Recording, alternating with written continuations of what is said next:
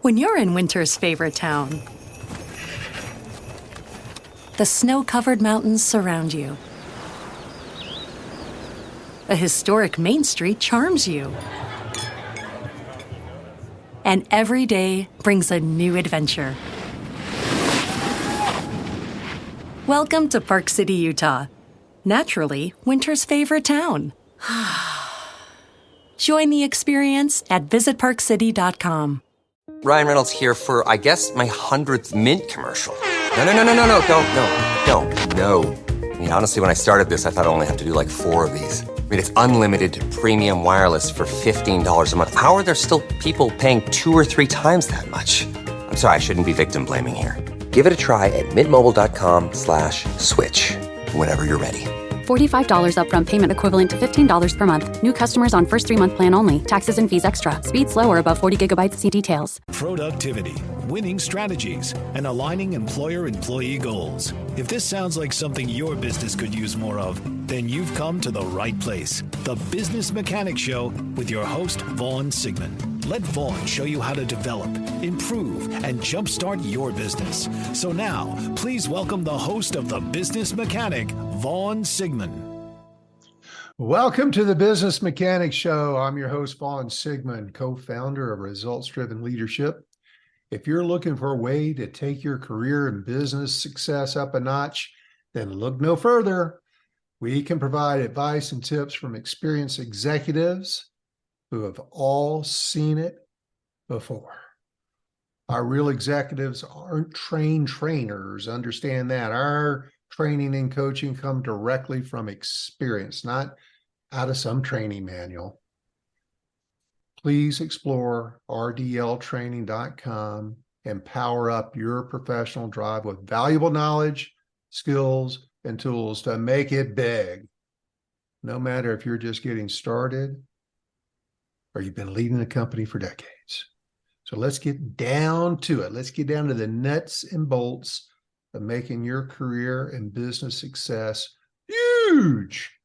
So speaking of real executives, let's start there. I'm really excited to do this today.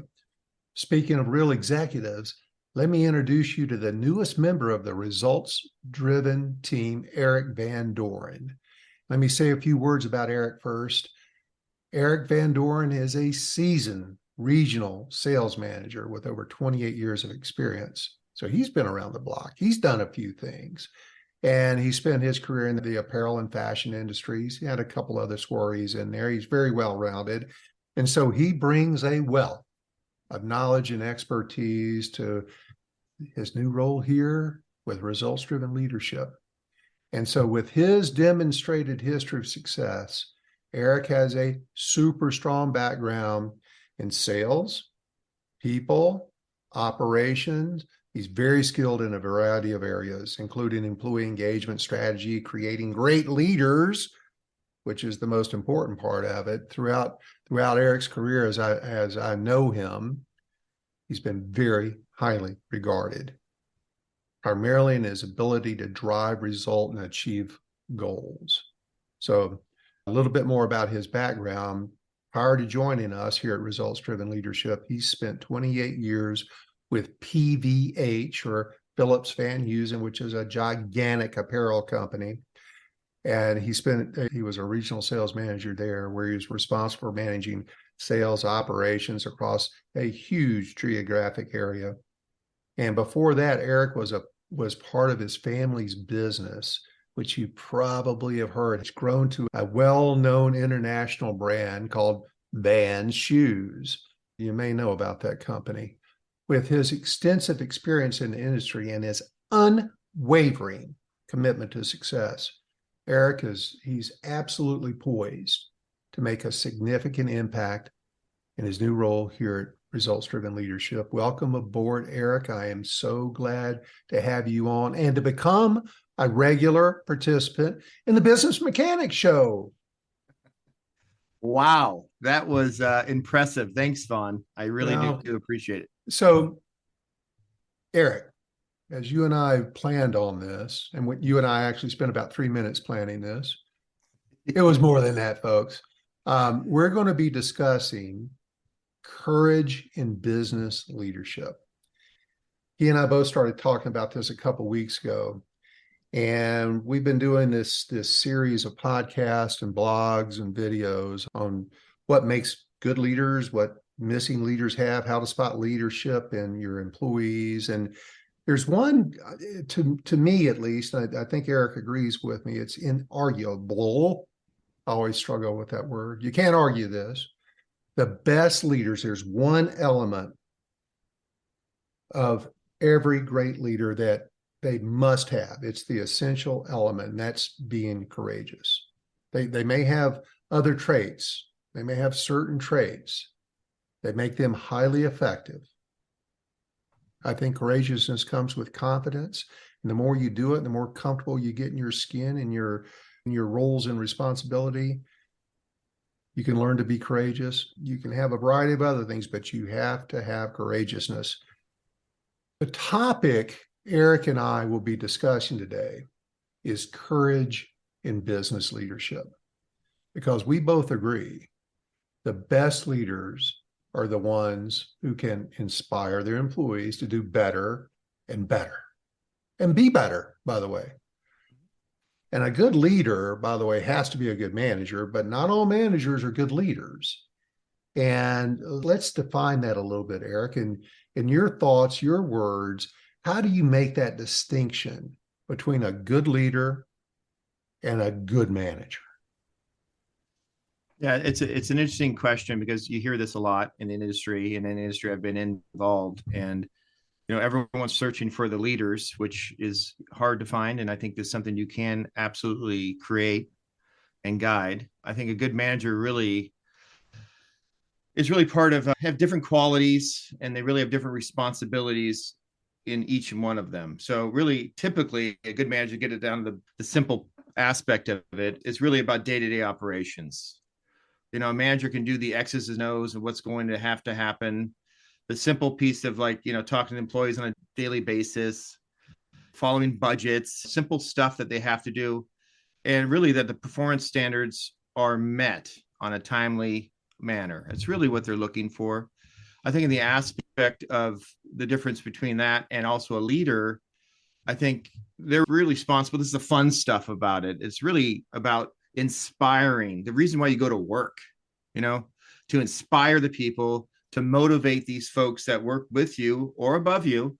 You can inspire both ways, which I think is really the key thing to a great leader, is to inspire up as well as to the side or downward. So I think that's really important. It really to achieve a common goal with some joy with what you're doing. I think that is really important to do, in my opinion here. So good leaders really have strong abilities to communicate in nonverbal and verbal ways. They understand their surroundings. They, huge importance on relationship building. I think when you're relationship building about folks, I think you know what they want, they know what you want, and it allows you guys to go along the world, to collaborate, and to really grow your company, grow your development of your people, and create that magic culture that everyone's searching for. And I think that is always difficult to do, but I think it's something that's necessary to achieve your greater success. So really, in short of it, I think it's really about results and efficiency for the manager, a good manager. And also, I think there's really important piece for the leader is really people and vision. That's how I see it. Yeah, I agree with all that. Well said. And to put a little finer point on it, or a key point to it, you almost have to wear two hats. Sometimes you got to wear the manager hat, but you also have to have available all the time the leader hat, right? Right. There's a lot of managers that don't have that leader hat, or it doesn't fit very well. And one other way to look at it is managers play a finite game and leaders play an infinite game. And let me explain that a little bit further, because when I heard this, I said, oh my God, that explains so many things. So a finite game in regards to business, I think that refers to a situation where there's very clearly defined rules, processes, policies, quotas, etc. You got a specific time frame, and you either win it or you lose it. You're winning every day or you're losing every day, or there's a blend of both. It's almost like a zero-sum game, meaning that, some days we're going to be winners, some days we're going to be losers. One person's success may be another person's loss. And a finite game that focuses on winning and achieving a specific outcome. And there's rules, there's policies, there are processes that are created to establish and create this clear outcome. How many products are we going to ship, or how much product are we going to sell, or how are we going to reduce? We're going to reduce turnover. That's the measurable part of it. And the loser sometimes could be your competition. For example, we may be looking to gain market share. There's winners and losers in all this. But on the other hand, an infinite game in business refers to the situations where there's no clear rules, there's really no time frames, and the only winner is everyone. Everybody wins. There's no clear winner, there's no clear loser. The focus on an infinite game is just, I want to make sure I can continue to play. I want to play forever, thus infinite, right? So the goal is keeping the game going. So that's playing the long game, the forever game. And as a leader, the key element to that is I want to maintain relationship. I want to build and maintain trust between all my players. And maybe the rules of the game aren't fixed. Maybe they can be changed over time. Maybe based on the situation, we have to make alterations to it. But all those changes, they're based on the situation and the players and their needs. And in a business context, a finite game is really seen as short-term and tactical, while an infinite game is long-term and strategic. And a finite game might be one that we're negotiating a sales contract or hiring or hitting quarterly profits, where an infinite game might be that the ongoing relationships between the company, its suppliers, its customers, its employees, are all building something really successful. I worked for a company whose motto, and we really lived it for as long as I was there. It may have changed since I left at CarMax, but we really lived by the rule that take care of our employees, they'll take care of our customers, and everything else will take care of itself. And those are easy words to say. It's very difficult without proper leadership to live or run your company with that much empowerment and support of your employees. So both finite and infinite has a place in business, and good leaders or good managers have to be able to navigate both. But the key difference in these approaches are your mindset. Because with a finite game, we're focusing on winning short term, and an infinite, we're focusing on carrying on and playing forever. And getting back to this infinite game part, let me talk about courageous leadership and how all this works. You may or may not have a lot of intelligence or charisma, but you have to have courage to play an infinite game. And I'd say it again, an infinite leader is someone who has to have the quality of courage. So let me talk a little bit about courageous leadership as we start running into this. Hopefully that infinite and finite game made some sense. Did that make any sense at all, Eric? It did. I was rambling there a little bit. Let me take a minute and describe courageous leadership as I see it, as I look at myself as a leader, as I hold myself accountable as a leader, and as I have trained and developed tons of leaders who've worked with me and graduated higher levels of responsibility through the years. This courageous leadership it's a part of your leadership style. And to me, it's about bold decision-making, risk-taking, the willingness to stand up for your people, stand up for your ideas and thoughts, even when there may be some punitive measures involved, where there may be some adversity involved. Yeah, I think being courageous is around creating a culture of transparency to make sure we're playing a continuous improvement game, or we're encouraging change.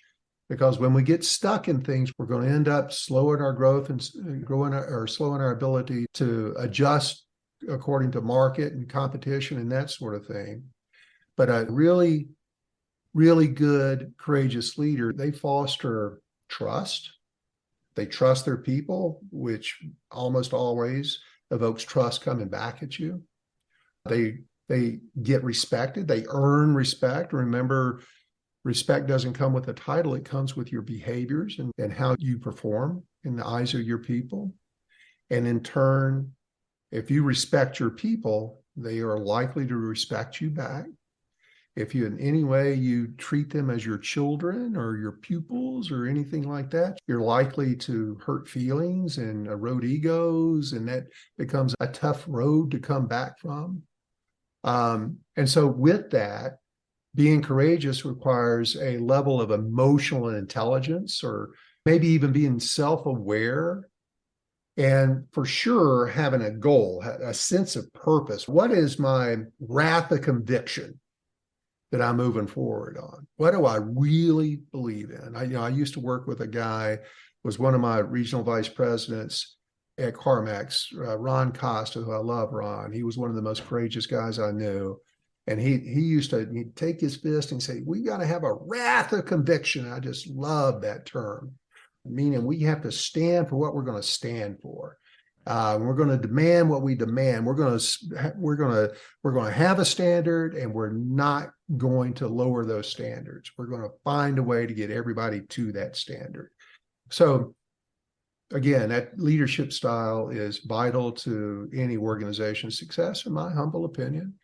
Mostly, Eric talked about in leadership is, and we've said it several times now, is to inspire people. Because when you're that committed, you're going to get inspiration. And we believe here at Results Driven Leadership that people, not everybody, but I believe most managers can develop courage. But it takes time, it takes effort, it takes confidence, it takes knowledge, it takes practice to be courageous. But most importantly, you got to be willing to take action. To take action. You can't cow to adversity or protect yourself.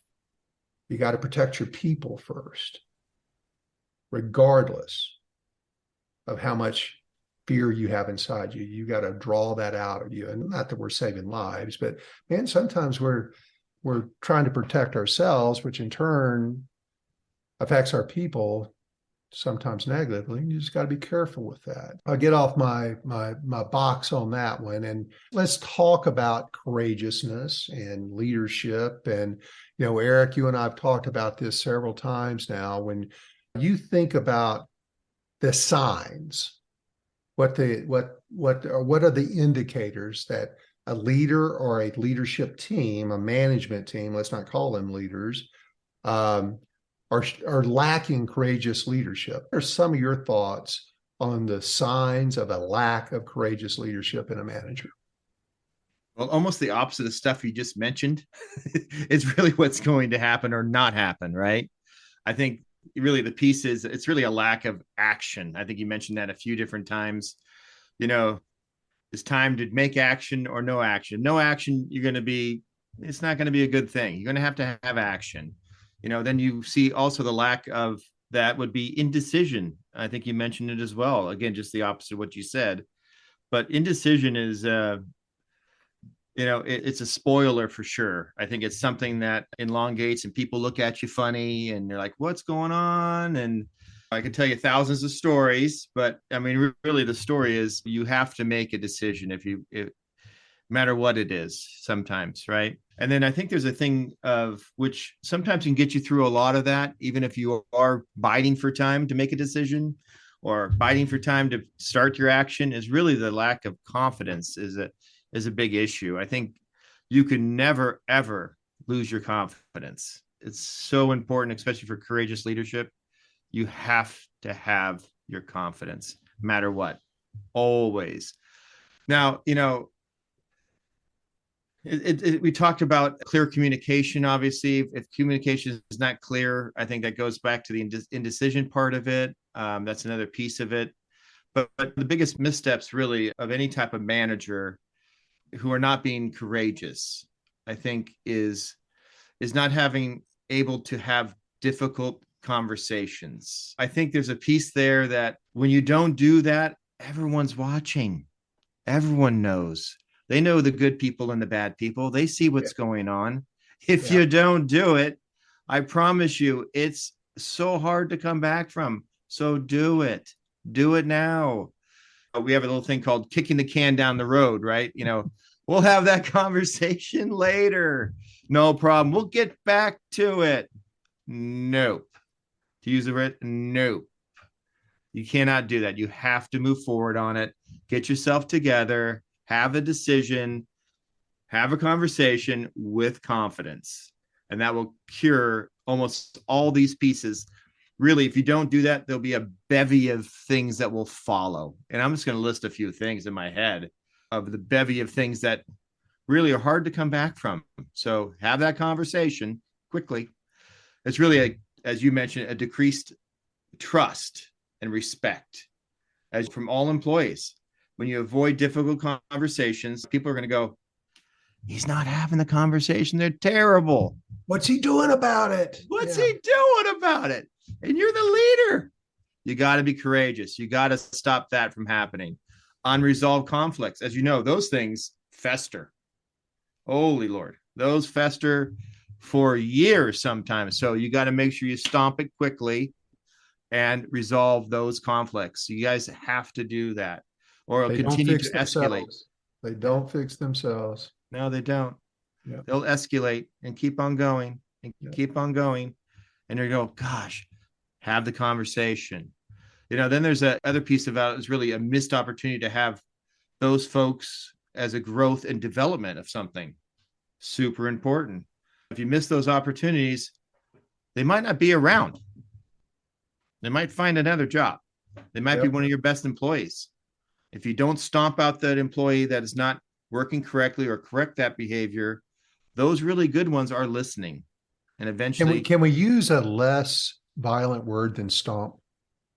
Sure. I think everybody will get that.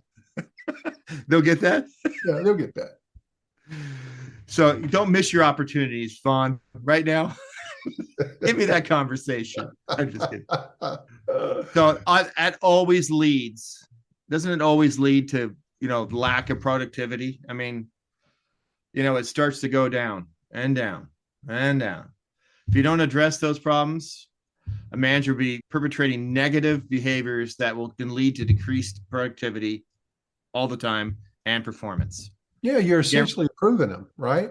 Yeah, completely. And then after that, you'll have something of engagement issues and motivation. And they'll say, what's wrong with Harry? He's not doing so well anymore. Well, because you didn't have that conversation. Yeah. It's really to be disingenuous. You lose motivation. The overall performance of your team also suffers because of those peeps or people, depends on how you want to speak, of employee engagement. And then obviously when they start to be Debbie Downer, so to speak, it increases your turnover. Mm-hmm. It's going to happen. With turnover, we all have turnover, sometimes good turnover, sometimes not good turnover. We're talking about bad turnover here. And it's really not addressing utilization, maybe to somebody that's in your marketplace. It's increased turnover, where employees feel like their concerns are not being addressed. You know how that works. Yeah. They're not having conversations anymore. To leave the organization to a competitor, that's never a good thing. If they're really good, if they're bad, that's fine. But if they're good, it's not good. And it's also the recruitment and training process is very expensive. As you well know, when you got to recruit somebody, you got to go train somebody, and you have expenditure of somebody where you could just have that simple thing, Vaughn, have the conversation, be prepared, right? Yeah. Do it right away. Now, really becoming a courageous leader, it's really about, how do I say this best thing? It's get out of your comfort zone. Yeah. You got to be brave in that aspect. Make the decision. I think if you're afraid to make mistakes or lose, you're not going to win on that. You're going to you really have to grow as a leader with that aspect. You have to grow, be courageous in that aspect, get uncomfortable, have those conversations, because it will pay dividends for sure. Yeah. Yeah. So true, man. I could not agree more with you, Eric. And yeah, there's a stat that I often share with folks that are listening to the show. And it's been the stat for a long time and it ain't changing. In fact, in the past couple of years, it's getting worse. In that you mentioned engagement several times there, 70%, according to Gallup, in their I think the last one I saw was 2021 survey of, I don't know, 3 million employees, some huge number of employees, but 70% of those employees are not happy with their job and would leave their job tomorrow if a better offer came along. So you've got in the broad spectrum of employees, 7 out of 10 are not very happy with their job. And the ones that leave, when asked by Gallup, they all cite that the reason why I left, because of poor leadership. And when they start asking them to define what poor leadership is to them, they share exactly what you just said. You know, they weren't dealing with the tough stuff. They were letting people get away with things. I worked hard, didn't get rewarded for it. That other person got away with being lazy or whatever. I mean, it's this fairness and lack of standards and correcting bad behavior. So you said that really well, but that is the root of turnover. And once they get hired, now I can also say that I've said this many times, turnover really starts with hiring. You hire the wrong person, you're going to have turnover. Hire the wrong person, hang on to them, you're going to have turnover because other people will leave because you hired the wrong person. But that's a whole nother show. Amen. Thank you, Eric, for that. And I want to get this part in. I want to make another special offer to all you fine listeners of the Business Mechanic Show. And there's a lot of you, and I really appreciate that. So if you're interested in becoming a more courageous leader, let's start with you understanding your natural leadership, behavioral, communication style.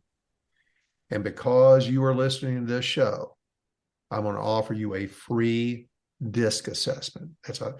I charge $125 a copy for these. And that's kind of the going rate for these. It's a big report, typically 40 something pages. And if you're not familiar with a DISC assessment, it's a very broadly used, it's the most broadly used personality assessment tool that measures your behavior and personality traits. And the acronym itself, DISC, D-I-S-C, stands for 4 dimensions of behavior: dominance, influence, steadiness or stability, and conscientiousness or compliance. It shows a natural style. You under stress, which we've got to be aware of. How do we respond to stress? DISC brings that out it only takes 15 or 20 minutes. So I think it's really important in order to be a better leader, to grow your leadership style and ability. You got to understand your own behavior patterns, and it'll help you spot the patterns of others who work around you. These insights of your strengths and your weaknesses, your communication style, that's all going to help you be a more effective leader, both in your personal and professional life. So folks, it's free. It's $125 value. I sell hundreds and hundreds of these every year to my employers. But for you fine folks listening to this show, I'm going to give you one for free. So take the 15 or 20 minutes it requires to knock this thing out. Take your assessment. I'm putting a link in the show notes for you to access that link and complete your free assessment. And please take advantage of that. It is going to be super valuable information for you. So let me get back on track here. I wanted to make you all that offer. So let's talk about some courageous leadership traits. Here's what great leaders look like who are courageous. So first, I think a courageous leader is one who is a good listener. Now, listening itself isn't courageous. It's how you respond to what you hear, which is courageous, controlling yourself, being interested in others, actually checking your ego and self-esteem enough to be able to take information from other people, really listen to it, value that information. And listening is absolutely a skill that can be learned. I had to learn it. I had to take courses for it. We absolutely offer that course. I had to learn it myself because I was really poor at it, because it's so valuable to your effectiveness as a leader. And so you've got to be courageous enough, like Eric said earlier, to own it and make some adjustments, do something about it, be that kind of courageous person. And you don't want to be a listener to the point where I'm just listening long enough to where I can jump in there and tell them they're wrong, which is an extreme example of it. But it's not just about hearing what someone says, but you have to have enough emotional intelligence to also be able to understand the meaning that's behind those words. Think about where that's coming from. And the courageous part comes from listening to people who disagree with you. A courageous leader encourages disagreement, some discourse, because without that, you're going to have a bunch of passive aggressive people around you. And they're just going to be doing it because you're the authority. And that's being a manager. Mm-hmm. So you got to set aside your own point of view. Stop trying to enforce your bias on how you want things done, your perspective on things. And you have to be willing to be wrong sometimes. That's the courageous part. You have to be willing to be wrong, because sometimes you are. And you need to swallow your pride, and you need to take other people's input and opinions, and most importantly, grant them the empowerment to use their ideas. Let me tell you, you talk about building relationships and trust and respect, that alone will get her done. So this is so important in developing the business relationships you have with your direct reports, your peers, your boss, when we listen well. That builds trust, builds respect. I know I've said that, and trust. Without trust, you got nothing in your personal relationships or your business relationships. You've got to build trust. In order to build trust, you're going to have to be courageous, because it's going to take some changes to you, most likely. I think the key thing there, really, the best way for leaders to really practice that, again, you've taken courses on it. Obviously, you've been around, you've done a lot of things, and you're still working on that aspect. That's how important listening is. And I think the way, I'm not going to say I dumb this down here, but it's really dumbed down for myself. And it's really taking time every day when I'm in a moment, either with my kids or my friends or with you. I have moments of, I think I know what's going to happen, and I will speak before I am. You remember? Listening. Yeah. As a matter of fact, happened this week, didn't it, Vaughn? But may have. It happens. Yeah. So the best thing to do is to practice it every single day and have like that moment of zen. So you practice it, listen to the birds, listen to the things. It's actually an acute thing. You can actually, it's a skill you can continue to work on. And it takes a minute. Take a minute and start listening. Just like I just did right there. It's really, really important. And it'll allow you to understand what they're coming for, what they're saying. And it allows you to not just say yes, no, and move on, which is really easy to do in conversations, as we all know, because we're busy. We're busy people. I mean, that's the way it is. Things are happening. So I think the really key thing, be thoughtful with the response, okay? Understand what they're saying. And no matter what the topic is, it's theirs too. You guys are having a dialogue, not a monologue, right? Well said. Yeah. So I think there's a key thing for courageous leaders really demonstrating, as we always say, and these are big words, but integrity, honesty, and transparency. Those pieces are critical to building any kind of trust that we have in your team, as you mentioned earlier. And honestly, it's the best policy, really. Be honest with what's going on, be honest with your mistakes. That's what, folks, they want real people, authentic people to work with and be a leader. They're looking for authenticity in their leader. So I think that's kind of my quick little points for you on that. Yeah. And I well said again, but the other part about listening, I just want to make this point. Yep. I think again, if you're in an interaction with somebody that is telling you something and all is in your mind is that they're wrong, I'm going to tell them they're wrong, they're an idiot, no, they're wrong, they haven't read the policy, they're wrong. You can't listen.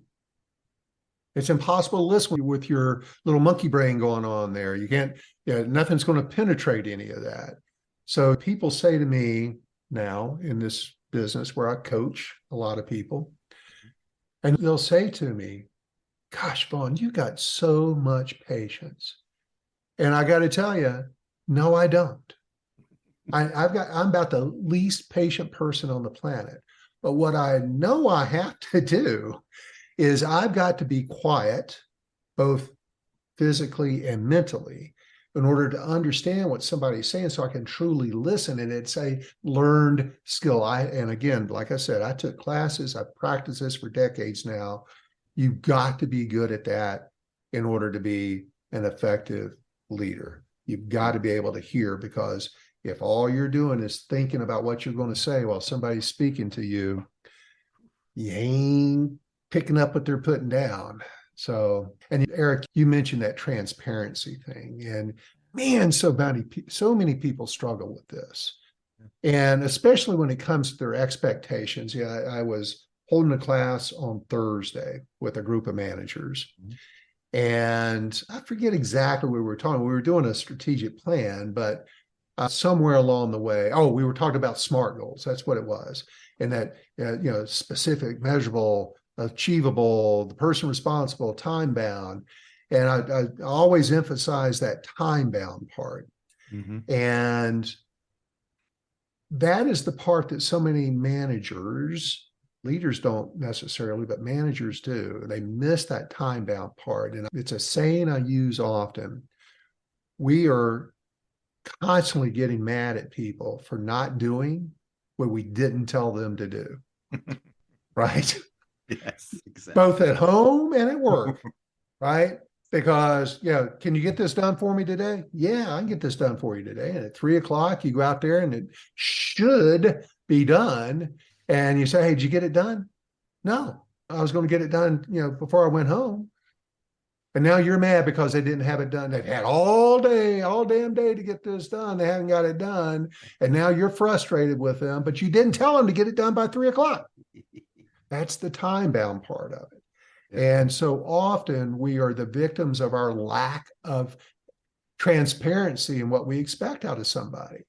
Not only the time-bound part, but very clearly defining what good looks like. And it takes longer. And if I've heard one manager say this, I've heard 1,000 say it, is, well, they should be able to just figure it out. Well, folks, they can't. Nope. They can't. They cannot see what's in your mind.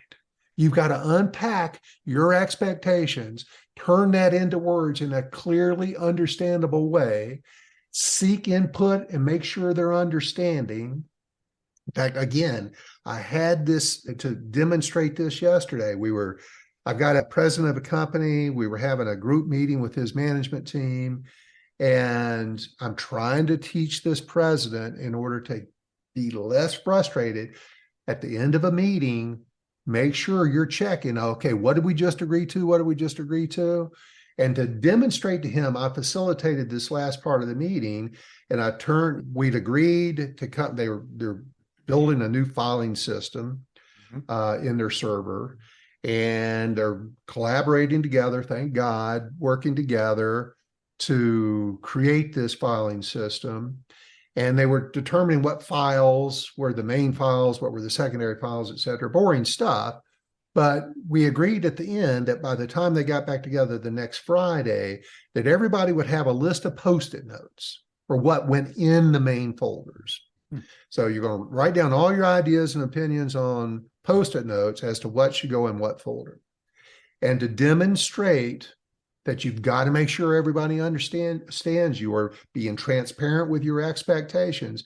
First person I turned to, I won't use their name, but first person I turned to and said, okay, what are we coming back with next week? And he absolutely did not repeat to me what I'd said 3 times. He said, well, we're gonna come up with some ideas to go into these folders. I said, nope, that's not what we agreed to.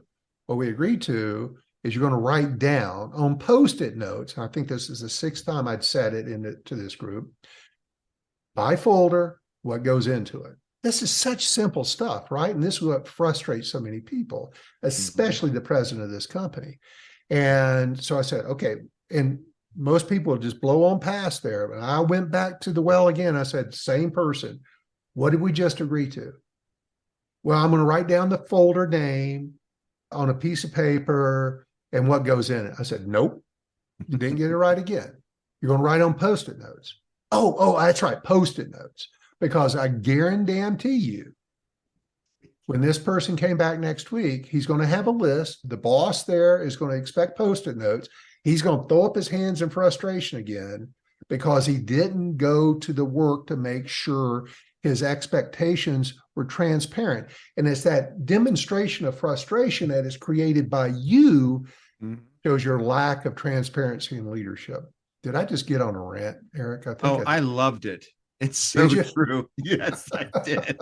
I've been in many of those meetings. God. Maybe not Post-it notes, but Post-it notes, right? And at the same time, I'm going to stick with this same group because this high D leader of this company is so free with his frustrations. He does not mind being a little elevated in his emotions about his frustrations. And so what he has done is he keeps people cramped up and turtled up with their thoughts, ideas. And so he has created a very unsafe environment to share your thoughts, your opinions, your inputs. And so a courageous leader has to be brave enough to shut up and listen. And by doing so, they're in turn creating a safe environment, to create an environment where people are comfortable being themselves, sharing their true thoughts, themselves being courageous enough in a safe enough environment to share the thoughts, ideas, and opinions. And Eric, you and I could do an entire hour of a podcast on shutting up and listening and all the damn great ideas we've gotten through the years. I've got one that I tell all the time, but I'm not going to tell it today, but it was a $400 million idea from a part-time person because I shut up and listened. So it's not easy. It wasn't easy for me. Again, I had to learn it.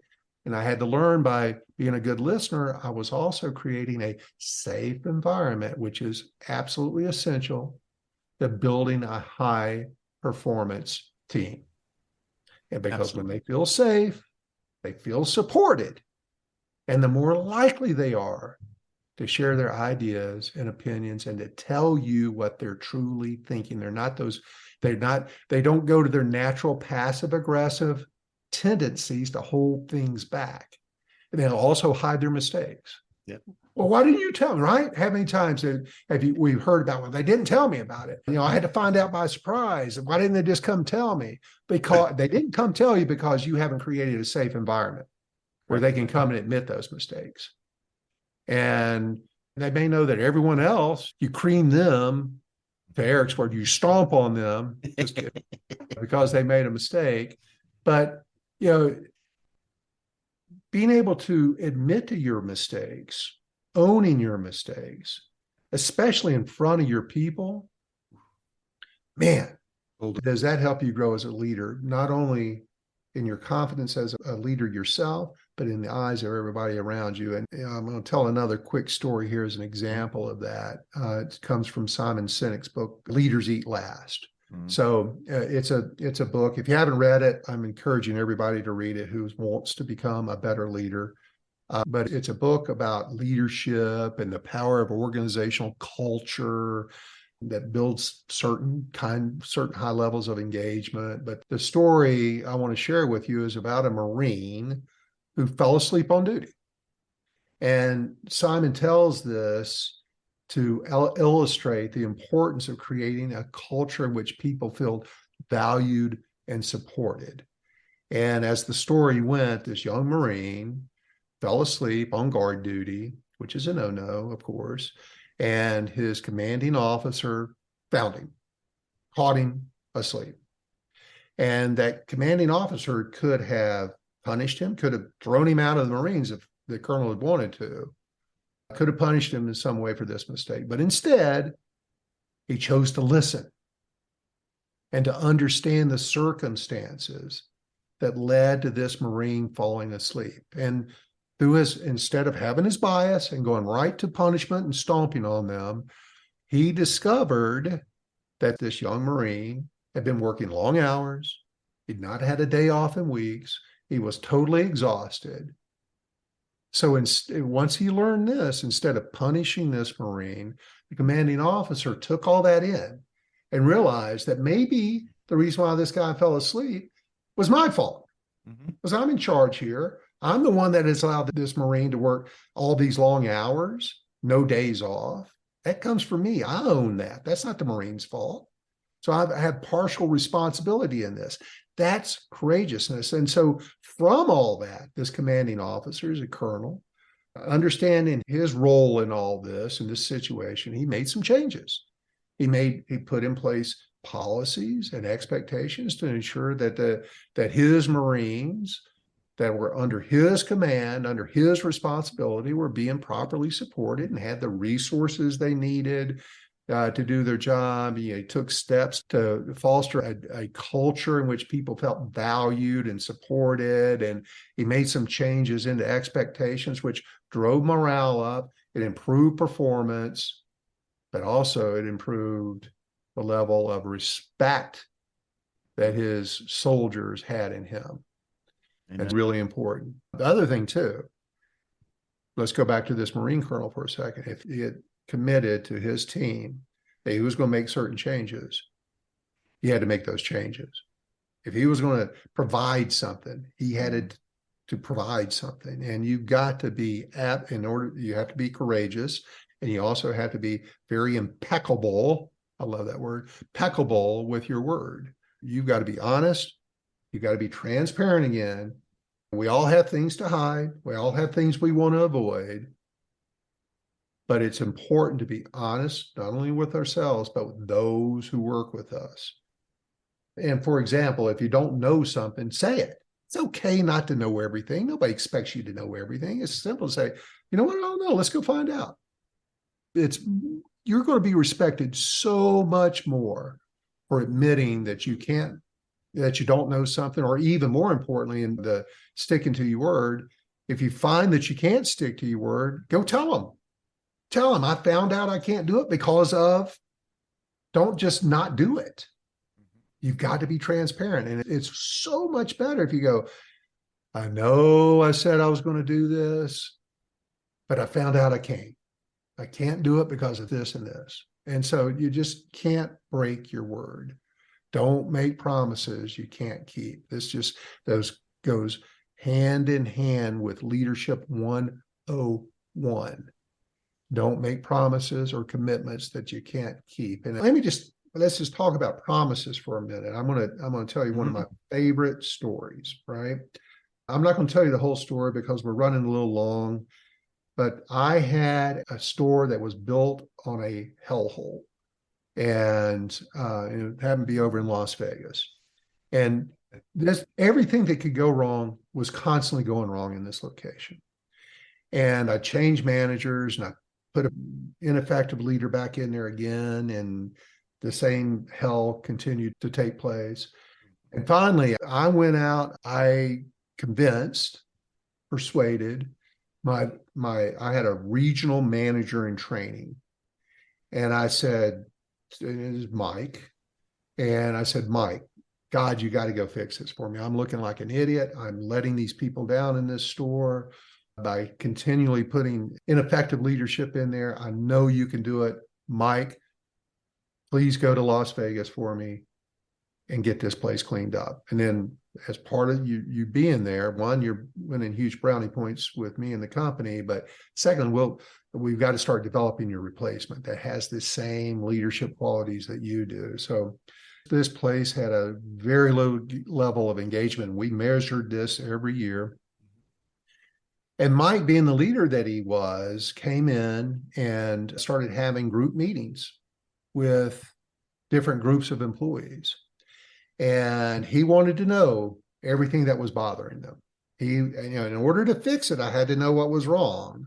And Mike was courageous enough to put himself into the position to have his face eaten off by these disgruntled employees, because if he didn't get their opinions out on the table, he would never know what those opinions were, and much less be able to fix them. So one of the groups he was working with, Mike had a group of the mechanics, the technicians. And this is always a hard group. Anybody in the auto industry that has technicians working for them, no, it's a tough group. They're very demanding. And so he had the technicians. I think there's like 12 of them in this location. Had them in the break room, having his meeting with them. And he's asking them, what's wrong? What can I fix? And one of them, who was kind of the spokesperson for them, said, okay, Mike, let me ask you a question, kind of in a smart ass way.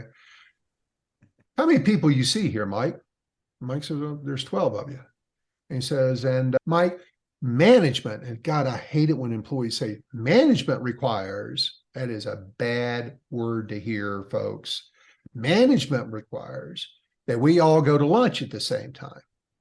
And so we all go to lunch at the same time because that's what management requires. And Mike, you just counted 12 technicians here. Look behind me. How many microwaves do you see? Mike looks. He says, one. So Mike, how do you expect us to come in, have 30 minutes for lunch, all at the same time, and 12 of us warm up our lunches and have time to eat it and get back to work? We need some more microwaves, Mike. Mike said, so noted. I'll take care of that. You make a good case. So now this technician's on a roll, and he says, well, Mike, while we're on this, how many employees do we have here? Mike says, I think like 125, something like that. And the technician says, okay, Mike, and most of these people bring their lunch every day. Mike, how many refrigerators do you see behind me? Mike says, one. Mike, how in the world are 125 people, and let's say on any given day, 50 of them are bringing their lunches, get it into one refrigerator? Mike says, it's impossible. I'm going to take care of that for you. So, long story short, Mike broke up the meeting. Mike immediately goes out to the lot, gets a pickup truck, drives down the street to Home Depot, buys 2 refrigerators and 4 microwaves, loads them into the pickup truck, brings them back, unloads them. And so by the time these technicians were leaving that day, Mike had taken care of the problem. Well, let me tell you, that day forward, Mike walked on water. Mike, honest to God, could do no wrong because of that gesture, that step that he took.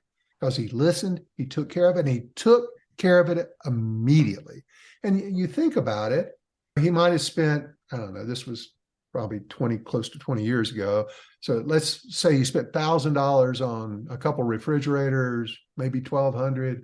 And, a microwave's $100, so he spent $400. So under $2,000, which ain't nothing, right?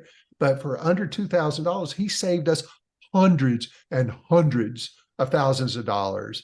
And you talked about this earlier, Eric, and turnover costs, training, all lost business, all these things for that one grand gesture of a $2,000 investment because he listened transparently to his employees. I love that story. Yeah. And thanks for those who are hearing it for multiple times. It's just such a great display. So I'm going to shut up. I'm going to go. I mean, that is a courageous leadership right there. That's courageous leadership. He took his, right? I'm really glad that you mentioned that, because usually stories in Vegas stay in Vegas. It's usually what happens. But I appreciate those aren't good stories always. That's a good story there, Vaughn.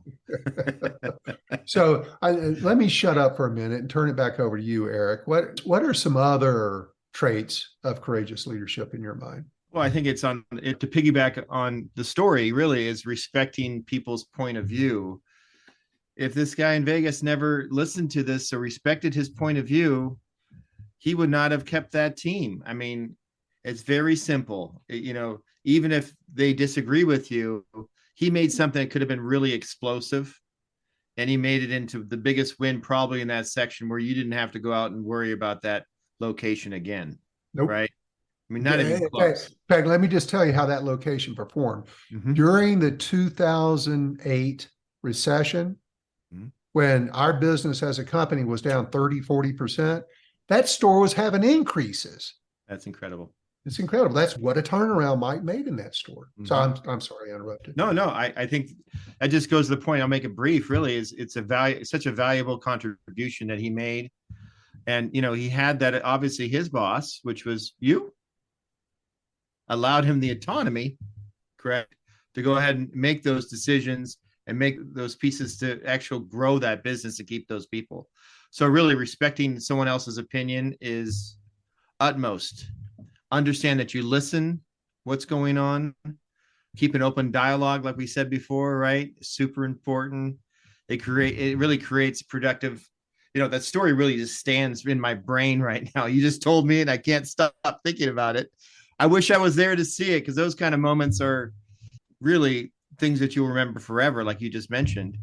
But to have a balance of managers and subordinates, and then you build that trust, that's really what he did, right? Yep. He built the trust within the organization in that location. I can go through an example. I don't know if it's any better than the example that you just had, but you talk about the retail chain. There's the guy whose name is Tim Johnson, right? And he's a mid-level manager in a retail chain. He really had a lot of courage to propose a new sales strategy. And he went against the total industry standard of norms. Despite facing all those type of things, I'll keep it brief here, resistance from managers saying, "No, we don't always do it that way." Tim said, "No, I see a great idea here. I'm going to present the data and the research that I did, support my proposal that was going to happen." And ultimately, guess what, Vaughn? He convinced them. And you know what happened when they convinced somebody like that? The innovative approach, sales went significantly up. Good stuff happened. Yeah. I mean, that's a small little, there's so many of those little stories if you just listen. So, making the tough decisions sometimes that you need to be made, even if it's not the popular one. If you, as a leader, courageous leader, understand all the information, right? Whatever is coming from your subordinates to your boss to, a peer of yours, I think those are important. But, as long as you make the right decision, and you have to make sure that you're courageous in making that decision, is super important. Never go out of things of fear, Vaughn, ever, as you know. Making decisions of fear, because somebody's going to leave or not going to listen to you anymore. It's really just you're going to end up regretting it later down the road. It happens. You know exactly what I'm talking about, as it didn't plan out. And if it doesn't work, your plan is you make a courageous decision and you say, "This is what we're going to do," and it doesn't work, you know what you need to do? Be brave. Take responsibility, really, and say, "I own this. It didn't work. Let's try another solution. Let's try another direction." It's okay. Again, you're vulnerable. Vulnerability is extraordinarily important as a courageous leader. Yep. So that's really the kind of the ideas that I had based upon this discussion. And another side little thing, just another story. It's kind of a personal story about listening to, I know time's running thin, listening to others, right? Even depends on the age. Let's just say, for instance, when I was a kid, my dad came to us as he was a Vans owner, him and his brother, and he came to us looking for a new idea. We had the regular skate shoe, but not the skateboard shoe. And he was looking for a moniker. And we went around our kids, you know, my brothers, my older brothers and me, and said, what kind of ideas do you have? We said, hey, how about, you know, far out, make it a name as far out, and bitchin'. You know, we had those things of bitchin'. And my brother came up with the idea off the wall. And my brother Mark is the person that actually came up with that, incongruent with other people, because it was kind of a cool thing. It was like, that's crazy. That's what that meant back in the day. Off the wall meant crazy, right? And so he actually went out and drew the actual skateboard that's still used to this day. And I think he was age 13. Wow. I mean, he's an artist, mind you, but I mean, you know, today he still is, but you know, he drew that whole piece. And that's what that one little story going to your family and having those stories going to those people of point of view that maybe is not a regular decision maker in a company. You know, they have ideas. There's ideas out there like that. So I just wanted to add that little snippet. Well, but you know, I want to unpack that a little bit more, because God, I love that story. You think about your dad, Yep. who is a icon. He's a legend in the skateboard industry, Yep. a legend. He was humble enough to go to his damn kids and ask for ideas, and came up with one that good. That's true. It's amazing. Love that story. Thanks for sharing that one. I'd never heard that one from you. Yeah. And then I want to just one more time, back up just a little bit. You talked about fear. Yeah. And that fear that many managers have that great leaders do not possess. They're able to overcome that fear. One of the most common fears is firing somebody. Yes. Right, Eric? Yes. Because they fear, well, you know, I'm not going to have anybody do the job. Or they fear that the next person I hire could be just as bad. Or they fear that this person's going to go off on them some way, that somehow it's going to harm the business if I fire somebody. And Eric, I know you fired your fair share of people. I certainly have fired mine. It's not a pleasant thing. No, not fun. Not fun. No. Did I think about somebody going off on me? Yeah, sometimes. Yeah. Did I sometimes think about, well, who's going to do the job if that person's not here? Yeah, I had to think about that. I had to have a plan for that. Mm-hmm. But I'll ask you the same thing. How many times did you fire somebody, Eric, and something bad happened in that discussion? Not often. Yeah, I I can barely remember one. Once, Yeah. right? And it was from the least expected one ever. The ones I always expected to be a little rough never were. Right. Right. Now, you know, you and I were both trained to lay the groundwork, to be transparent with our thoughts and feedback on somebody. So when it came, it was not a surprise. It's the surprise firings that can go bad, right, Eric? Right. Exactly. But again, this may do some harm to my business. Did the sun come up the next day after you fired that person? And by the way, it was bright. It was beautiful. It was much brighter. And it was. And these people we held off firing, Eric, you and I can both relate to this. Yes. Once they're gone, what starts happening? All the skeletons start coming out of the closet, right? Oh, did you know he was doing that? She was doing this. She was saying that. And it's like, why didn't you tell me? They don't. And when they say that to you, that's a sign, folks, that you have not created a transparent, safe environment for people to come to you. That's how Eric and I learned, right? Yes. Yes. So anyway, we got to start wrapping this thing up. Yeah. It's as a manager, it is so easy to get caught up in the day-to-day. But Eric alluded to it earlier. We got to remember our actions, our decisions, they impact everybody around us. Our people are watching us. It's like a documentary camera following you everywhere you go. They're watching and measuring everything you do. They're judging you. You're being judged all day, every day. Amen. It is. Right? And so keep that in mind. That may be the prompt, the catalyst for you thinking more about your leadership style, what you're doing, what you're saying, following up, being transparent, being bold. And so understand we're all leaders in one way or another. And, sometimes we're leaders at home with our family. Sometimes we're leaders at work. Sometimes we're leaders with our coworkers, our church members, whatever it is. It's important. It's essentially important for us to remember, if I want to be a leader, I have to set an example of being courageous. If I'm courageous, others are going to follow me. Others are going to want to do work for me. So, Eric, thanks for joining me on your first podcast. Man, I enjoyed having you on. I can't wait for you to be on every one going forward. This was so much more fun for me. So appreciate your time. The thrill is mine. I to be with such an iconic speaker and person that knows their stuff. You like that? Oh man, I'm going to make sure we get that in the recording. Take that off. Just kidding. Thank you for your kind words, Mr. Van Doren. So thanks everybody for listening, and we will talk to you all again real darn soon. Well, that's a wrap on another episode of the Business Mechanic Show. If today's content resonates with you, then you're going to love what we have to offer. For those of you who are ready to take your business or personal career to the next level, we have an array of training and coaching services tailored just for you. From performance coaching designed to enhance your potential, to executive coaching that guides leaders to steer their ships towards greater success. Are you in sales management or looking to fortify your leadership acumen? Dive into our sales management training and coaching.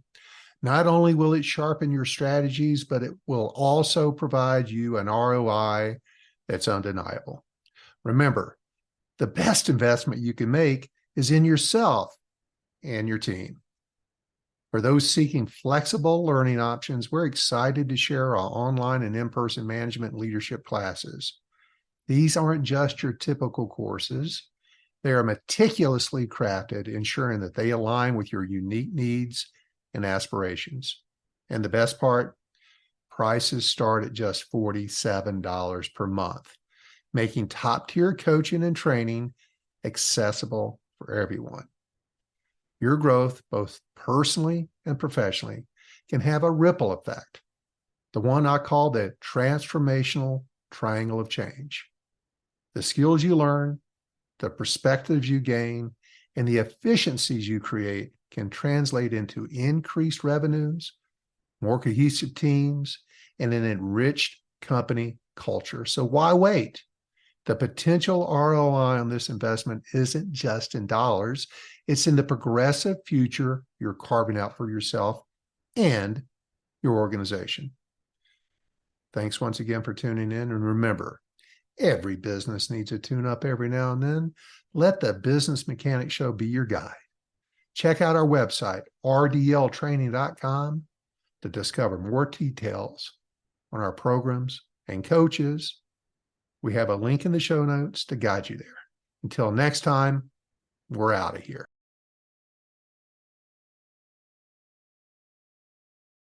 Ryan Reynolds here from Mint Mobile. With the price of just about everything going up during inflation, we thought we'd bring our prices down.